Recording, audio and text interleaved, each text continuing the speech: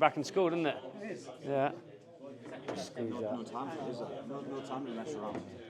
See, I'm a skills coach at Exeter Chiefs. Been at the club now for 16 years, and still super excited to do these evenings. I love them because I look back as when I first started coaching. You know, I wanted to come to these. I wanted to learn as much things as I possibly could.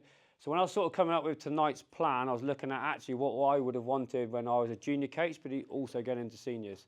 So I thought around, okay, how do I design a session? What does it look like?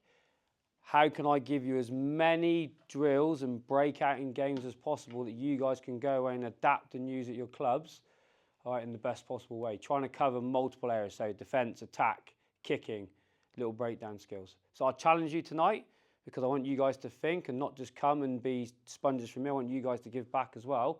So a quick outline of tonight's session. All right, do not look at any of the spellings. I am Cornish for the people that know me.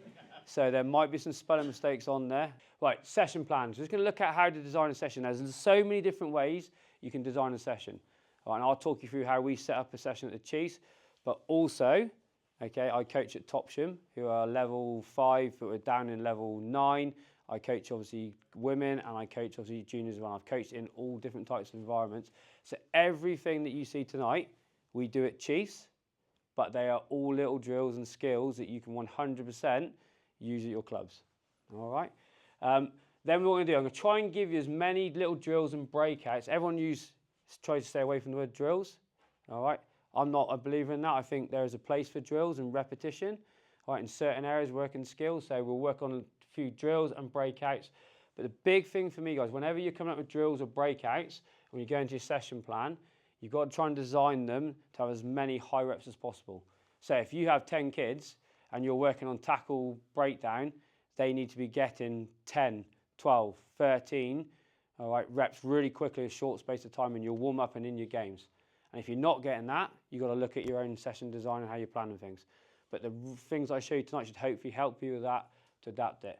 Then I'm going to give you some game ideas around some kicking games, some rucking games, some defensive games. Same, okay, when you come down here, I'm going to challenge you. I'll be asking you throughout the session, okay, guys, pause. Right, you're in control of this drill now. How could you change it? How could you adapt it? All right, and I'll come to one of the groups and ask you. And we might, if we've got time, get the kids to run them as well to see if they work. All right? Big thing for me is if one of you takes away one thing and some of you take away 20 things, I think that's an success. So hopefully I'm going to be able to give you some little nuggets that you'll be able to use going away. Now, got obviously here the tactical bit. I will try and coach some of the skills I'm coaching, but actually I want to try and get us through as many little drills and games as I can. If there's anything that you want to ask, please ask, and ask in the moment. Don't wait till after. All right, I'll answer your questions after because I'll 100% stay around. All right, but if you see something, you go, oh, why have you done that? How did you do that? Why would you do this? Or you want to change your thing, please fire the questions in.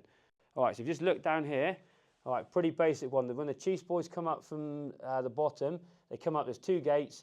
They go in pairs or threes. They go through the gate and they literally go hands, go wider, hands, wide, come back through, hands, and go wider and wider. And that's a little sharpener to what they'll then go into their pre-session skills. All right, they should be able to, if you guys go bang, set them up or get a player to set them up, all right, there should be 5, 6 little pre-session skills that they can come out and do before the warm-up starts. Why do you think that's important? Get them thinking about what, sharpen them up, get out there. I'm just here to train to actually get into the training mentality. Yeah, definitely. Yeah, sharpen them up, get them out of whatever they've been doing prior to it.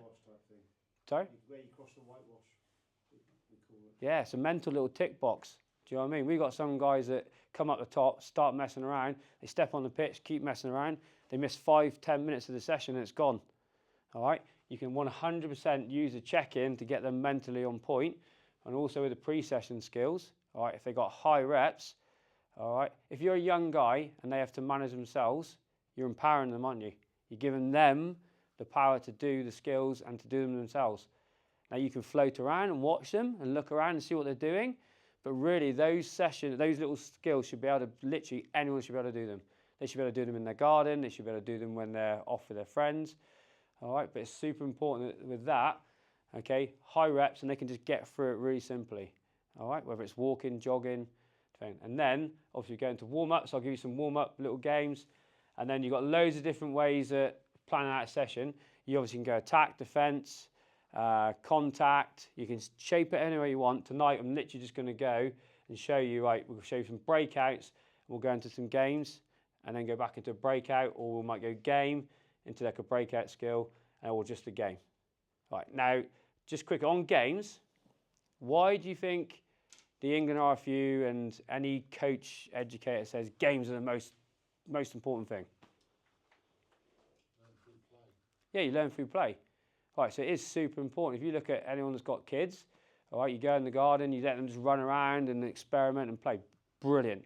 It is brilliant. It is the best way to coach. All right, if you have a young kid that's never kicked a rugby ball and you're trying to play a kicking game, what do you think they could miss? And what do you think they can't see? Technique. Technique. All right, if you go from like go straight into a game around tackling or jackling or counter-attack, all right, in the moment, okay, if they are not conscious competent and they know what they're doing, they won't know if they're doing it right or wrong. So every rep that they're doing in that game could be wrong, but they won't know. But their brain is then getting trained in the wrong type of skill. All right, so there's definitely 100% breakouts and drills are super important because you can isolate a kick and go, bang, kick. What did your toe do? You know, and let them, and they can see it. So don't get caught up in just playing games all the time. Super important. You do need breakouts around it as well. Is everyone okay with that? All right. Ricky, that's 15 minutes.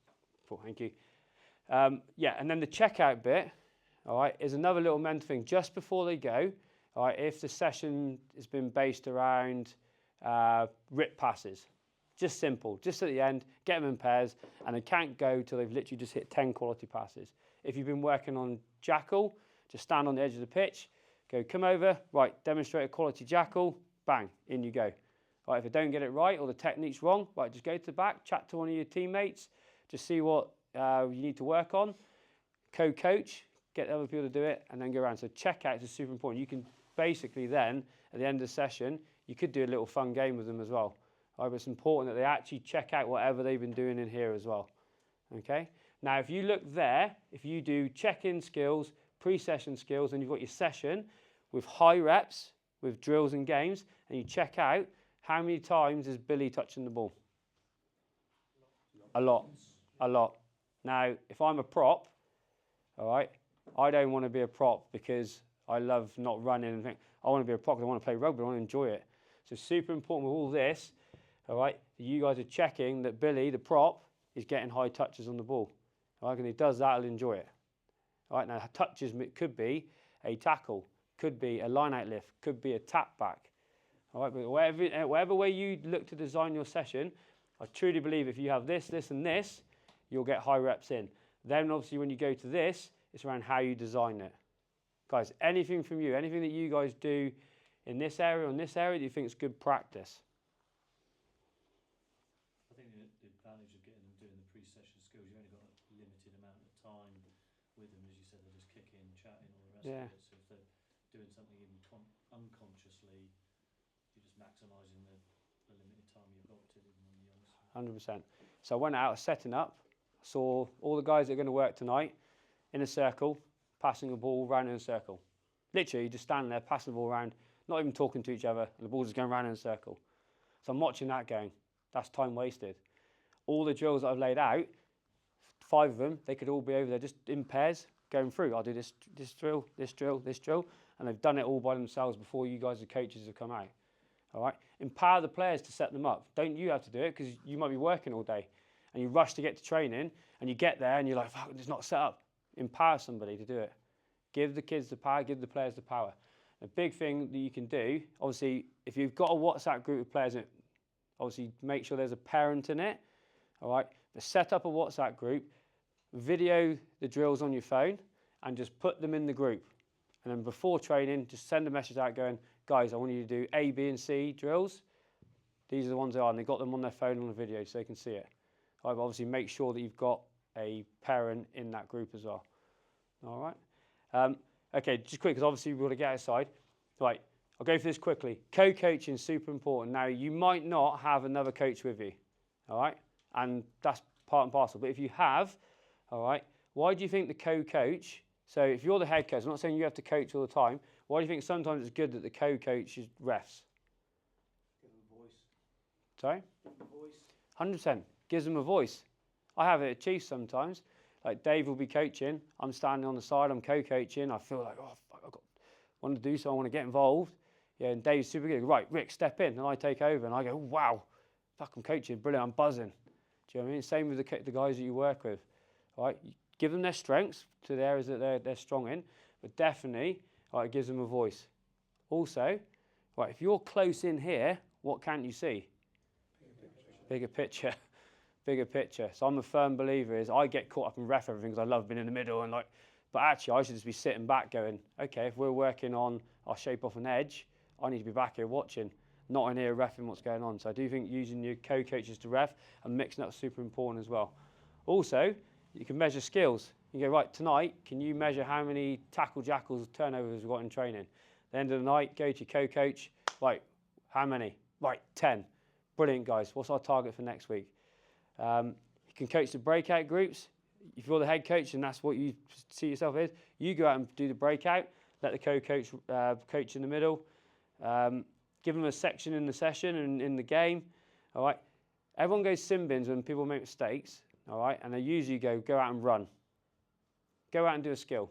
Actually set up skills on the side and have a set skill that you go, right, if you slap a ball down, all right, in a tackle, you're going to go out and just practice some tackle technique, not punishment. Try and reward them, not reward them, sorry, that's the wrong word. Try and give them something that's going to make them better when they go out as well. But then your co-coach can do that. Anything else for you guys around ideas that your co-coach could do? Maybe not co-coach, your coach that you work with. They could preset all the gear ready for the next one to go. When you're moving from one drill to another drill, it's already gone for you. Perfect. Yeah, I've chatted to the coach there to help me tonight. I'm going to be running around like this. At some point, I'm going to look at my book going, I haven't got a clue where I am. Do you know what I mean? And you can pull on your co-coaches as well. All right? Ask for times, ask for check-ins. All right? Anything else? He could be another pair of eyes. So if you're doing offside stuff, if you're in the game, he could be stood to the side checking offside lines. Yeah, definitely. So many different things in there. Right, and last bit, we'll fly through this quick, and then we'll get out and get onto the pitch. Right, this is my review process. This is what I go to. Now, you don't have to copy this, but this is what I look at when I coach. All right, and I literally go, tick, tick, damn, didn't do that. What next? Okay, what ideas have I got? So literally, I go, flow. How much dead time is there? Am I talking too much? Literally heard my own voice too much. Yeah, ask the co-coach, how long was I talking for? A minute. Damn. Do you know what I mean? So flow, high reps. Was there high reps and was there quality of the high reps and not just reps for the sake of it? Did I challenge them? What next? How do I adapt the session? Was there smiling faces, even with Premiership players? All right, and was there energy in the session? And how do I make myself better for the next time I do it?